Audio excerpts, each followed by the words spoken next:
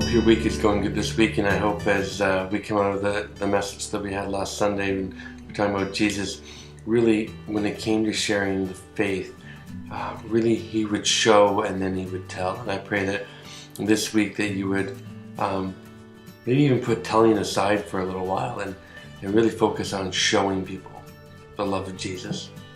And then allow them to ask you about that. Ask them about what they see in you, this uniqueness, this specialness that they see inside of you. This coming Sunday, we're looking at Luke chapter 9, and I want you to read verses 20 to 36. And when you read verses 20 to 36, we're going to be focusing on the latter half of the section, but you can't really look at the transfiguration of Jesus without looking at what goes on before it and what Jesus talks about beforehand.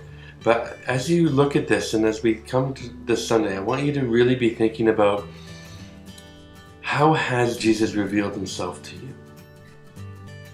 Has it been something direct and something obvious, or do you feel like maybe the disciples who weren't on this mountaintop experience with Jesus, maybe the ones who just saw them at the end of this and heard about it?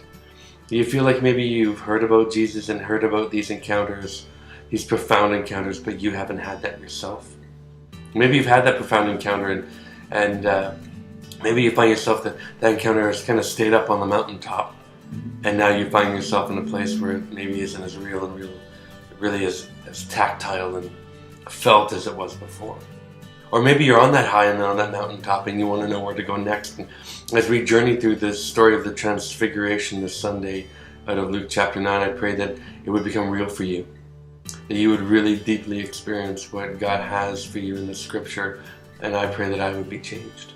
I just want to let you know and remind you that for those of you interested, this coming Tuesday night on the 20th at 7 p.m., we're going to be having a meeting about the possibilities with our community garden that we can be starting up.